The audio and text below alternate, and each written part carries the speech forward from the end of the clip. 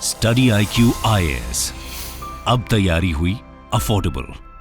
दोस्तों, भारत अभी G20 events को देश भर के 60 से अधिक शहरों में सक्सेसफुली ऑर्गेनाइज करने के लिए वाहवाही बटोर ही रहा था। किसी बीच मुंबई में ऑर्गेनाइज्ड इंटरनेशनल ओलंपिक कमेटी के 141st सेशन में पीएम मोदी ने एक नई हुंकार भर दी, जहां उन्होंने सेंट्रल स्टेट से इस बात को दुनिया के सामने रखा कि भारत 2036 के ओलंपिक्स को देश में होस्ट करने के लिए दावेदारी करने जा रहा है। साल 2036 में भारत में ओलंपिक्स का सफल आयोजन हो, इसके लिए भारत अपने प्रयासों में कोई कमी नहीं रखेगा। हालांकि इससे पहले भी भारत के union minister for INB and youth affairs and sports Anurag Thakur भी मीडिया के सामने ये बात साफ कर चुके हैं कि भारत 2036 के ओलंपिक्स में होस्ट के तौर पर अपनी दावेदारी के लिए बिड करने वाला है। साथ ही उन्होंने ये भी बताया कि भारत 2029 के यूथ ओलंपिक्स को भी होस्ट करना चाहता है। दूसरी ओर, इससे पहले इंटरनेशनल ओलंपिक कमेटी के प्रेसिडेंट थॉमस बैक भी ये बात कह चुके हैं कि 2036 का ओलंपिक ऑर्गेनाइज करने को लेकर भारत की दावेदारी मजबूत है। साथ ही इस बात में भी कोई दो राय नहीं है कि ये सपना भी 140 करोड़ भारतीयों का है, जो चाहते हैं कि अब वो समय आ गया है कि जब इकोनॉमिक और डिप्लोमेटिक सुपर पावर के रूप में तेजी से आगे बढ़ते भारत और दुनिया की ऑलमोस्ट 1/5 पॉपुलेशन खुद में समेटे भारत में ओलंपिक्स जैसे ग्लोबल इवेंट ऑर्गेनाइज किया जाए। लेकिन दोस्तों, कोई सपना देखने और उसे पूरा करने में एक बहुत बड़ा अंतर होता है, क्योंकि एक सच ये भी है कि ओलंपिक्स ऑर्गेनाइज करना कोई आसान काम नहीं है। इतिहास गवाह है कि बड़े बड़े वेल्दी देश भी इससे पहले ओलंपिक्स को ऑर्गेनाइज करने में कंगाल हो चुके हैं। यहाँ तक कि पीएम मोदी की इस घोषणा के साथ ही दुनिया भर के कई इकोनॉमिक एक्सपर्ट्स भी इस ओर इशारा कर चुके हैं कि भारत जैसे डेवलपिंग नेशन के लिए ओलंपिक जैसा इवेंट ऑर्गेनाइज करना एक इकोनॉमिक ब्लंडर साबित हो सकता है। इसी तरह साल 2009 में भारत के तत्कालीन स्पोर्ट्स मिनिस्टर मनमोहन सिंह गिल भी ये बात कह चुके थे कि India is too poor to bid for Olympics. तो ऐसे में प्रश्न ये उठता है कि आखिर भारत ओलंपिक का होस्ट बनना अफोर्ड कैसे कर पाएगा? क्या वाकई आज के भारत में वो सक्षमता और फाइनेंशियल स्टैंडिंग है कि वो आने वाले 10 सालों में इतना भारी भरकम खर्च उठा सके, या फिर भारत की लंबी छलांग की ये कोशिश उनकी एक ऐतिहासिक भूल साबित होगी, जहां भविष्य का ये सपना भारत को एक एक्सटर्नल डेट ट्रैप में फंसा देगा? तो चलिए आज के अपने इस वीडियो में हम इसी विषय पर चर्चा करते हैं और समझने की कोशिश करते हैं that how India can afford to host Olympics 2036। आज का ये video UPSC GS mains paper 3 के इकोनॉमी सेक्शन के लिहाज से इंपॉर्टेंट है। तो चलिए शुरू करते हैं आज का डिस्कशन।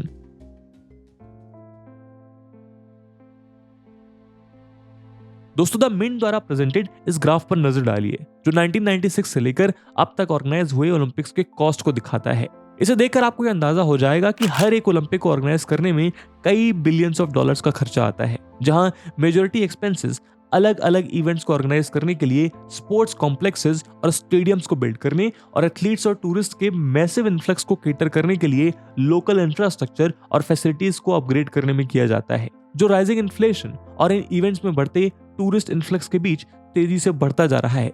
यही कारण है कि इस बात की उम्मीद जताई जा रही है कि 2036 के ओलंपिक्स को होस्ट करने में भारत को कम से कम $100 बिलियन खर्च करने होंगे। ऐसा इसलिए भी है क्योंकि अगर हम ओलंपिक इवेंट्स की बैलेंस शीट उठाकर देखें तो हम पाएंगे कि 1960 से लेकर आज तक हर ओलंपिक ने अपने बजट को ऑन एन एवरेज 172% से ओवरशूट किया है, जो किसी भी दूसरे ग्लोबल इवेंट के कंपैरिजन में हाईएस्ट है। हालांकि ये बात सही है कि ओलंपिक जैसे इवेंट को होस्ट करना किसी भी देश के लिए सम्मान की बात होती है। साथ ही ऐसा इवेंट एक देश को टूरिस्ट और इन्वेस्टमेंट डेस्टिनेशन के रूप में स्टैब्लिश करने का मौका देता है। मगर पास में इसी ओलंपिक ने बहुत से देशों को कंगाली के मुकाम पर लाकर खड़ा किया है। उदाहरण के लिए 1976 में हुए मॉन्ट्रियल ओलंपिक गेम्स को ऑर्गेनाइज करने के लिए कनाडा द्वारा लिए गए डेट को चुकाने में 30 साल लगे थे। इसी तरह 2004 के एथेंस ओलंपिक्स में भी ग्रीस को फाइनेंशियल क्राइसिस की ओर ढकेल दिया था, जिसकी ग्रेविटी देखते हुए इसे अक्सर फॉरएवर क्राइसिस के नाम से पुकारा जाता है। जबकि 2016 के रियो ओलंपिक की भारी भरकम खर्चों को कवर करने के लिए रियो एडमिनिस्ट्रेशन को ब्राजीलियन गवर्नमेंट से $900 मिलियन का बेल आउट लेना पड़ा था। इसी तरह 2021 में हुए टोक्यो ओलंपिक्स ऑर्गेनाइज करवाने में भी जापान को भारी भरकम लॉस बेयर करना पड़ा था। मगर ये खर्चे केवल ओलंपिक्स ऑर्गेनाइज करने भर के लिए नहीं है, बल्कि ओलंपिक गेम्स खत्म हो जाने के बाद उसके लिए बनाए गए इंफ्रास्ट्रक्चर को मेंटेन रखने के लिए भी देशों का रेवेन्यू एक्सपेंडिचर भी बढ़ता जाता है। उदाहरण के लिए 2014 में हुए सोची ओलंपिक्स ऑर्गेनाइज करने के लिए रशिया ने 55 बिलियन यूएस डॉलर खर्च किए थे, जिनमें से 8.5 बिलियन डॉलर केवल बेटर ट्रांसपोर्टेशन के लिए रेल लाइंस को बिल्ड करने में खर्च हुए थे। मगर 2014 के बाद इन रेलवे लाइंस का कोई खास इस्तेमाल हुआ ही नहीं, बल्कि सोची के लिए बिल्ट इंफ्रास्ट्रक्चर को मेंटेन करने में रशिया को हर साल 1 से 2 बिलियन यूएस डॉलर का खर्च करना पड़ रहा है। यही कारण है कि 2000 में पब्लिश हुए एक academic paper regression to the tail why the Olympics blow up ने ये बात प्रूव की थी कि कैसे 1960 के बाद से ऑर्गेनाइज हुए हर ओलंपिक गेम्स में होस्ट कंट्री के लिए होने वाले इकोनॉमिक बेनिफिट्स लगातार कम होते जा रहे हैं। ऐसा इसलिए भी है क्योंकि डेटा बताता है कि ओलंपिक गेम्स से होने वाली इनकम एक्सपेंसेस के कंपैरिजन में काफी कम है। उदाहरण के लिए 2012 में लंदन ओलंपिक में 18 बिलियन यूएस डॉलर खर्च करने के बाद लंदन को केवल 5.2 बिलियन डॉलर की इनकम हुई थी, जबकि 2010 के विंटर ओलंपिक में वैंकूवर को भी 7.6 बिलियन डॉलर के एक्सपेंडिचर के अगेंस्ट केवल 2.8 बिलियन डॉलर की इनकम हुई थी। मगर ये तो हम उन वेन्यूज की बात कर रहे हैं जहां का इंफ्रास्ट्रक्चर मोस्टली डेवलप्ड था। अगर हम 2008 में चाइना में ऑर्गेनाइज हुए बीजिंग ओलंपिक के डेटा पर नजर डालें तो हम पाएंगे कि यहां 40 बिलियन यूएस डॉलर का खर्च करने के बाद भी महज 3.6 बिलियन यूएस डॉलर की इनकम जनरेट हुई थी। बल्कि एक्सपर्ट्स मानते हैं कि रिसेंट टाइम्स में 1984 का लॉस एंजलिस गामेशी वो आखिरी ओलंपिक गेम्स थे जिन्होंने कंसिडरेबल प्रॉफिट अर्न किया था, और वो भी इसलिए कि वहां पर रिक्वायर्ड इंफ्रास्ट्रक्चर ऑलरेडी मौजूद था। यही कारण है कि ओलंपिक गेम्स के लिए बिड करने वाली सिटीज में भी लगातार कमी आ रही है। जहां 2004 के गेम्स के लिए 11 बिड्स हुई थी, वहीं 2008 के लिए 10, 2012 के लिए 9, 2016 के लिए 7, 2020 के लिए 5, जबकि 2024 के गेम्स के लिए केवल पेरिस और लॉस एंजलिस ही मैदान में उतरे थे। यही कारण है कि स्पोर्ट्स एंथुसियास्ट से लेकर इकोनॉमिक एक्सपर्ट्स भी इस बात को लेकर चिंतित हैं कि आने वाले समय में ओलंपिक्स का भविष्य क्या होगा। ऐसे में प्रश्न ये उठता है कि आखिर भारत के लिए ओलंपिक जैसे व्हाइट एलिफेंट को पालना कितना सेंसिबल है, वो भी तब जब इकोनॉमिक लैडर पर तेजी से आगे बढ़ते भारत के लिए प्रायोरिटीज कुछ और होनी चाहिए। क्योंकि जहां एक और भारत वर्ल्ड की टॉप 5 इकोनॉमीज में बना हुआ है, वहीं per capita income, hunger index और जॉब क्रिएशन जैसे इंडिविजुअलिस्टिक पैरामीटर्स में वो कहीं पीछे खड़ा नजर आता है। भारत के लिए ओलंपिक्स की बिडिंग प्रोसेस में उतरना इसलिए भी घाटे का सौदा है क्योंकि ओलंपिक के होस्ट बनने के लिए होने वाली बिडिंग प्रोसेस में compete करने के लिए भी मिलियंस ऑफ डॉलर्स का खर्चा आता है। उदाहरण के लिए 2016 में ओलंपिक्स ऑर्गेनाइज करने के लिए बिडिंग प्रोसेस में अनसक्सेसफुल रहे टोक्यो ने भी इस प्रोसेस में 150 मिलियन डॉलर्स खर्च कर दिए थे, जबकि 2024 के ओलंपिक को होस्ट करने की बिड से टोरंटो ने अपना नाम इसलिए वापस ले लिया था क्योंकि इस प्रोसेस में होने वाले 60 मिलियन डॉलर का खर्च उसके लिए काफी ज्यादा था। ऐसे में भारत के लिए इस बिडिंग प्रोसेस में उतरना एक रिस्की अफेयर है, जहां हो सकता है कि मिलियंस ऑफ डॉलर्स खर्च करने के बाद भी भारत का ये सपना ही रह जाए। मगर इवेंट मैनेजमेंट का ये इकोनॉमिक्स ही वो अकेला एंगल नहीं है जो भारत के ओलंपिक होस्ट बनने के सपने के बीच खड़ा है, बल्कि ये तो बस एक शुरुआत है। दोस्तों, हाल ही में संपन्न हुए एशियन गेम्स में भारत ने एक नया इतिहास रचा, जहां भारतीय स्पोर्ट्स पर्सन ने चाइना में संपन्न हुए एशियन गेम्स में 28 गोल्ड के साथ पहली बार 100 से ज्यादा पदक अपने नाम किए। जाहिर है कि भारतीय खिलाड़ियों का ही दमखम है जिसकी वजह से 140 करोड़ भारतीयों को यह सम्मान दिलाया। मगर जरा एशियन गेम्स की मेडल टैली पर नजर डालिए, इसमें चौथे स्थान पर खड़े भारत के आगे चाइना के अलावा जापान और साउथ कोरिया जैसे देश भी मौजूद हैं। और इसका एक बहुत बड़ा कारण यह है कि भारत में आज भी स्पोर्ट्स और स्पोर्ट्स पर्सन हाशिए पर हैं। बल्कि अगर आप इस मेडल टैली को छोड़कर भारत के स्पोर्ट्स पर होने वाले बजट एलोकेशन पर भी गौर करेंगे तो आप पाएंगे कि जहां 2004-05 में ministry of youth affairs and sports के लिए 466 करोड़ का बजट एलोकेट किया गया था, वहीं 2023-24 में यह बढ़कर 3,397.32 करोड़ हो चुका है। और यह भी सही बात है कि बीते साल 2022-23 से ये लगभग 11% ज्यादा है। मगर आज भी ये बजट देश के पॉपुलेशन के प्रपोर्शन में ऊंट के मुंह में जीरे के समान है, क्योंकि जहां आज एक और भारत जिसकी पॉपुलेशन में हर चौथा व्यक्ति 15 से 24 साल के बीच का यूथ है, वहां इस सेगमेंट की पॉपुलेशन के बीच भी भारत का पर हेड एलोकेशन केवल 69 रुपीस पर ईयर है। जबकि इसके उलट अगर हम चाइना की बात करें तो वो अपने स्पोर्ट्स और स्पोर्ट्स पर्सन पर हर साल 3 लाख करोड़ रुपए खर्च करता है। सिमिलरली अगर हम इस बजट एलोकेशन के बाद भी भारत में स्पोर्ट्स की स्थिति पर गौर करें तो हम पाएंगे कि भारत में मौजूद 69 नेशनल स्पोर्ट्स फेडरेशंस को 2022-23 के इस बजट में से महज 2 करोड़ रुपीस पर फेडरेशन के दर से ही असिस्टेंस मिली थी। यही कारण है कि राज्यसभा में दिए गए अपने जवाब में सेंट्रल गवर्नमेंट ने बताया कि बीते 5 सालों में महज 1254 एथलीट्स को ही स्पोर्ट्स मिनिस्ट्री के अंडर ओवरसीज ट्रेनिंग करने का मौका मिला है। यही नहीं, इसी जवाब में मिनिस्ट्री ऑफ स्पोर्ट्स ने राज्यसभा में यह बताया कि स्पोर्ट्स एक स्टेट सब्जेक्ट है। ऐसे में स्पोर्ट्स इंफ्रास्ट्रक्चर का क्रिएशन और उनका अपग्रेडेशन स्टेट गवर्नमेंट की जिम्मेदारी है। यही कारण है कि सेंट्रल वर्सेस स्टेट के बीच उलझे इस खेल में देश के खिलाड़ी ही जूझ रहे हैं। यहां तक कि गवर्नमेंट का डेटा खुद ही दिखाता है कि 2017-18 में देश के रूरल एरियाज में लोकल टैलेंट को नर्चर करने के लिए स्टार्ट की गई खेलो इंडिया स्कीम को एलोकेटेड फंड भी ठीक तरह से यूटिलाइज नहीं किया जा रहा है, बल्कि खेलो इंडिया के सिलेक्ट होने वाले 48% एथलीट्स भी महज 5 स्टेट से ही आ रहे हैं। अब ऐसी स्थिति को देखते हुए कई लोग ये सवाल पूछते हैं, क्या भारत ओलंपिक्स जैसे एक्स्ट्रावेगेंट या खर्चीले इवेंट को ऑर्गेनाइज करने के बजाय अपने देश में स्पोर्ट्स और एथलीट्स को बढ़ावा देने पर ध्यान नहीं देना चाहिए?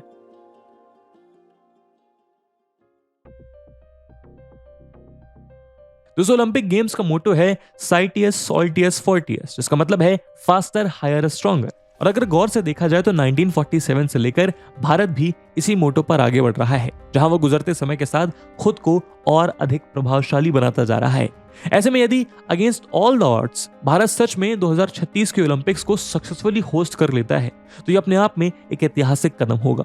हालांकि हाल ही में जब भारत ने G20 सम्मेलन ऑर्गेनाइज किया था, तब भी इस तरह के प्रश्न उठाए जा रहे थे कि क्या भारत अपने ग्लोबल इमेज बिल्ड करने के लिए पब्लिक मनी वेस्ट कर रहा है। यहाँ तक कि मंगलयान या चंद्रयान जैसे मिशंस को भी एक समय में भारत का कॉस्टली ड्रीम बताया जा रहा था। इसके बारे में ये कहा जा रहा था कि या तो भारत ये सपना पूरा नहीं कर पाएगा या फिर वो इस सपने को पूरा करने में कंगाल हो जाएगा।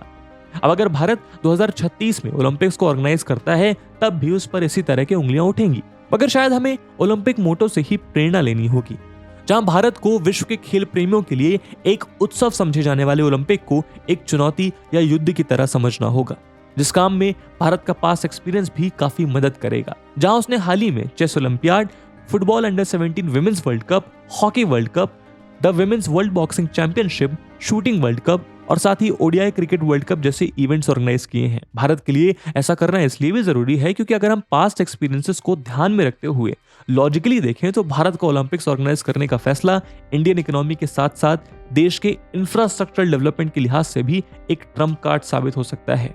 बस जरूरत है तो इस इवेंट को भी उसी तरह इकोनॉमिकली और लॉजिकली प्लान करने की जिस तरह भारत पहले करता आया है, क्योंकि ये बात सही है कि पास्ट में अलग अलग होस्ट के लिए ओलंपिक ऑर्गेनाइज करना एक घाटे का सौदा साबित हुआ है।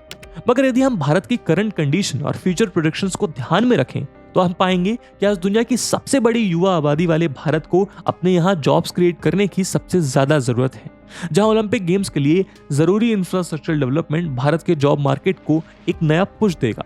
उदाहरण के लिए यूनिवर्सिटी ऑफ लिमोजिस के centre for law and economics of sport द्वारा कंडक्टेड एक स्टडी के अनुसार 2024 के पेरिस ओलंपिक और पैरालंपिक गेम्स 10.7 बिलियन यूरोस के इकोनॉमिक बेनिफिट जनरेट करने के साथ साथ पेरिस और उसके सराउंडिंग एरियाज में 2.5 लाख जॉब्स क्रिएट करेंगे। यही नहीं, अगर हम आज की स्थिति में देखें तो भारत की ऑलमोस्ट 2/3 पॉपुलेशन रूरल एरियाज में रहती है। ऐसे में ओलंपिक गेम्स के लिए जरूरी यही urban centric development model Bharat में अर्बनाइजेशन और प्लान डेवलपमेंट को भी पुश करेगा। ये ओलंपिक इवेंट केवल गेम्स के लिए इंफ्रास्ट्रक्चर डेवलप करने और गेम्स को ऑर्गेनाइज करने भर तक सीमित नहीं रहेगा, बल्कि पूरे भारत के स्पोर्ट्स इकोसिस्टम को एक नई दिशा देगा। साथ ही भारत में ओलंपिक ऑर्गेनाइज होने का मतलब है कि भारत के यूथ को एक ऐसे स्पोर्टिंग इवेंट से रूबरू कराना जिसे देखकर हमारे आने वाली पीढ़ियों में स्पोर्ट्स को लेकर एक नई ज्वाला धधक सकती है।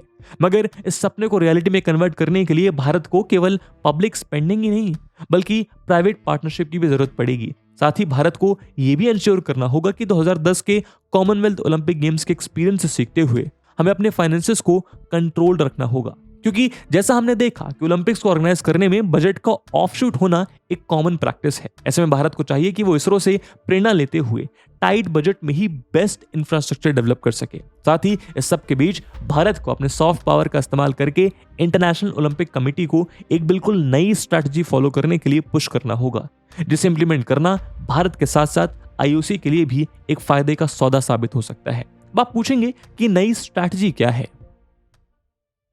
दोस्तों हमेशा से ओलंपिक गेम्स किसी एक पर्टिकुलर होस्ट सिटी में ऑर्गेनाइज होते रहे हैं, जहां सैकड़ों स्पोर्ट्स इवेंट को ऑर्गेनाइज करने के लिए मैसिव इंफ्रास्ट्रक्चर और इन इवेंट्स में पार्टिसिपेट करने और उनका लुत्फ उठाने के लिए दुनिया भर से आने वाले एथलीट्स और एंथुसियास्ट के लिए इंफ्रास्ट्रक्चर डेवलप किया जाता है। मगर आज के समय में बढ़ती पॉपुलेशन, इकोनॉमिक प्रेशर और चेंजिंग व्यूअर्स पैटर्न के बीच ओलंपिक्स का ये मॉडल अब पुराना हो चला है और इसे स्क्यूड मॉडल की वजह से आज ओलंपिक्स होस्ट करने के लिए बिडर्स का अकाल पड़ चुका है। ऐसे में आईओसी को चाहिए कि ओलंपिक्स के ऑर्गेनाइजेशन मॉडल को बदलते हुए इसे होस्ट सिटी में नहीं बल्कि होस्ट कंट्री में ऑर्गेनाइज किया जाए, जिससे इसे ऑर्गेनाइज करने वाली होस्ट कंट्री की किसी एक पर्टिकुलर सिटी पर इसका प्रेशर न पड़े। उदाहरण के लिए जिस तरह हर साल ऑर्गेनाइज होने वाले आईपीएल देश के अलग अलग शहरों में कंडक्ट होता है, या जिस तरह हाल ही में भारत ने G20 सम्मेलन को भारत के अलग अलग शहरों तक पहुंचाने में सफलता पाई है, ओलंपिक्स के साथ भी कुछ वैसा ही करने की जरूरत है। जहां 2036 का ओलंपिक भारत के किसी एक होस्ट सिटी में नहीं बल्कि दिल्ली, अहमदाबाद, कोलकाता इत्यादि शहरों में करवाए जाने की जरूरत है। और अगर भारत आईओसी को ऐसा करने के लिए तैयार कर लेता है तो ये इंडियन इकोनॉमिक डेवलपमेंट के साथ साथ ओलंपिक गेम्स की ग्रोथ में भी एक नई जान फूंक देगा, क्योंकि इससे न केवल भारत या आने वाले समय में ओलंपिक्स के दूसरे होस्ट कंट्रीज को अपने टूरिज्म और इंफ्रास्ट्रक्चर डेवलपमेंट को इक्विटेबली बढ़ावा देने का मौका मिलेगा, बल्कि इससे ओलंपिक्स की व्यूअरशिप और पॉपुलैरिटी भी तेजी से बढ़ेगी। क्योंकि ओलंपिक्स के लेस प्रॉफिटेबल बनने का एक बड़ा कारण यह भी है कि जहां एक और पहले के समय में ओलंपिक्स होस्ट करने वाली सिटीज इवेंट्स को ब्रॉडकास्ट करने के लिए दिए जाने वाले टीवी राइट्स के जरिए अपनी इनकम एनहांस कर लेती थी, वहीं अब इस टेलीकास्ट में भी इंटरनेशनल ओलंपिक कमेटी का शेयर बढ़ता जा रहा है। फॉर एग्जांपल, जहां एक और 1990s में ओलंपिक इवेंट्स के ब्रॉडकास्ट में आईओसी का शेयर 4% था, वहीं 2016 के रियो ओलंपिक गेम्स में आईओसी का शेयर 70% था। ऐसे में चूंकि ओलंपिक्स किसी एक पर्टिकुलर सिटी में ऑर्गेनाइज होते हैं तो उसके व्यूअर्स भी इस इवेंट का लाइव मजा लेने के बजाय अपने टीवी सेट्स पर ही चिपके रहते हैं। बजाय इसके यदि ओलंपिक्स को ऑर्गेनाइज करने का प्लान बदलकर इसे देश के अलग अलग कोनों में ऑर्गेनाइज किया जाएगा तो इससे इन इवेंट्स की लाइव व्यूअरशिप में भी एक तेजी देखने को मिलेगी। एक तरह से ओलंपिक उन व्यूअर्स तक भी अपनी पहुंच बना पाएगा जो आज भी ओलंपिक के कुछ पर्टिकुलर गेम्स या इवेंट्स पर ही अपनी नजर रखते हैं। दूसरी ओर आईओसी का ये स्टेप इसलिए भी फायदे का सौदा साबित हो सकता है क्योंकि ओलंपिक्स में क्रिकेट जैसे स्पोर्ट्स को इंक्लूड किया जा रहा है, जिसकी दीवानगी पूरे इंडियन सबकॉन्टिनेंट में हर किसी के सर चढ़कर बोलती है।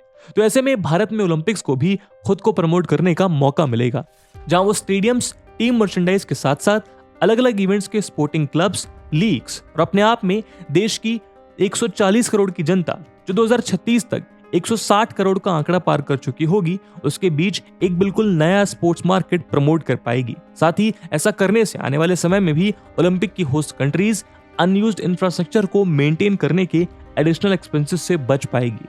बस जरूरी यह है कि भारत फाइनेंशियल और क्वालिटी बेटरमेंट्स दर्शाकर आईओसी को इस ऐतिहासिक मेकओवर के लिए तैयार कर ले। तो सब ये तो आने वाला वक्त ही बताएगा कि भारत ओलंपिक होस्ट कर पाता है या नहीं, क्योंकि 2036 के ओलंपिक को होस्ट कौन करेगा इसका फैसला 2025 में ही हो पाएगा। दूसरी ओर भारत की ओर से अब तक इस दिशा में इंटरनेशनल ओलंपिक कमेटी के समक्ष कोई फॉर्मल प्रपोजल सेंड नहीं किया गया है, मगर फिर भी ये देखना दिलचस्प होगा कि भारत इंडोनेशिया, मेक्सिको, टर्की और पोलैंड जैसे लगभग 1 दर्जन ग्लोबल कॉम्पिटिटर्स के बीच भी ओलंपिक होस्ट करने की दौड़ में विजेता बनकर सामने आ पाता है या फिर नहीं। इस बारे में आप भी अपने विचार हमें कमेंट सेक्शन में बताइएगा। इस वीडियो को हम यहीं समाप्त करते हैं और इस वीडियो की इंपॉर्टेंस यूपीएससी मेंस में देखते हुए एक सवाल हम आपके लिए छोड़कर जा रहे हैं जिसको आपको कमेंट सेक्शन में आंसर करना है। The question is India ready to host the Olympics? Do you think hosting the Olympic will act as a tool of development for India? And with this question, my friends, that's it for the video. I hope आपको video पसंद आई होगी और अगर पसंद आई है तो अपने दोस्तों के साथ शेयर करना मत भूलिएगा। हम मिलते हैं अगली वीडियो में, तब तक के लिए जय हिंद, जय भारत। स्टडी IQ IAS, अब तैयारी हुई अफोर्डेबल।